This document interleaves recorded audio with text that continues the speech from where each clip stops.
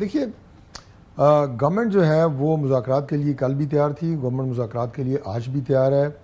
مذاکرات کا جو راستہ جو ایک تعین شدہ تھا، اگر اس سے ہٹ کے بھی کسی اور راستے سے، مثال کے طور پہ جس طرح کے پرائم منسٹر صاحب نے کہا، میری مراد وہ ہے کہ پارلیمان کی کوئی کمیٹی بن جائے، ہاؤس کی کوئی کمیٹی بن جائے، اس طرح کی کوئی بات چاہتے ہیں، اس کے لیے بھی گورنمنٹ تیار ہے.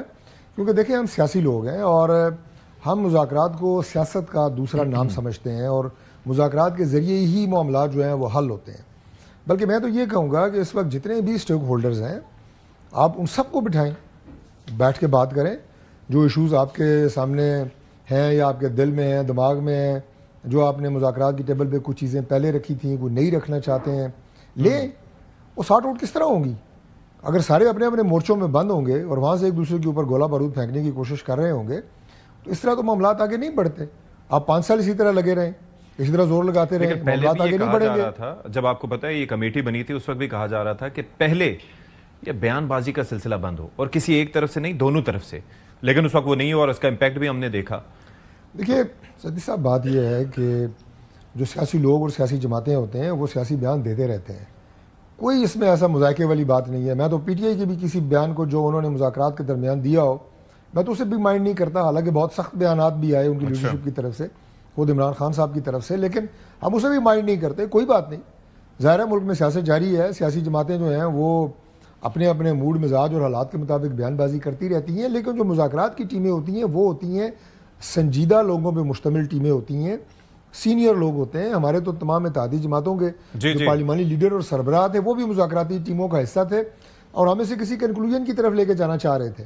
اور یقین کریں میں تھوڑا سا اس بات کو اگر ایک اور اینگل سے بیان کرنے کی کوشش کروں تو وہ یہ ہے کہ اگر یہ پی ایم ایل این، پیپلز پارٹی اور پی ٹی آئی، ان کی سرکردہ لیڈرشپ یہ اگر بیٹھ جائے اور سنجیدگی سے بیٹھ جائے کہ جناب ہم نے اس ملک کے مسائل کو حل کرنا ہے، آپس میں جو سیاست ہے وہ سیاسی میدان میں ہم کرتے رہے، اس میں ایک دوسرے کی مخالفت بھی ہے، اپنے نظریے کا پرچار اور فروغ بھی ہے، تو یہ اگر بیٹھ جائیں، اور ساتھ میں باقی اتحادیوں کو بھی کہہ رہا ہوں، آپ یقین کریں کہ اس ملک کو آگے بڑھنے سے کوئی روک ہی نہیں سکتا.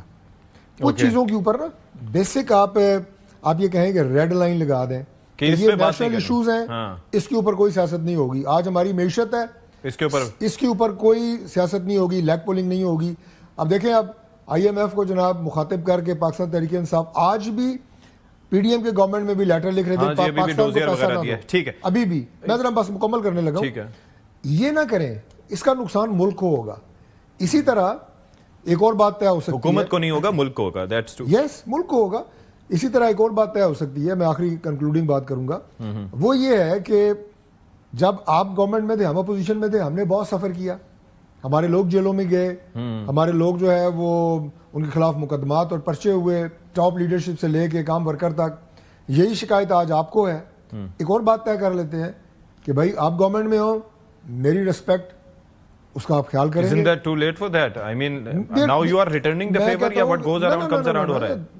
There is never late for any good gesture or movement. چلیں نیازی صاحب کافی دیر سے بیٹھے ہیں نا، ان کو شریک گفتگو کر لیتے ہیں. میں کہہ رہا ہوں یہ بیسک چیزیں طے ہو سکتی ہیں. ٹھیک ہے.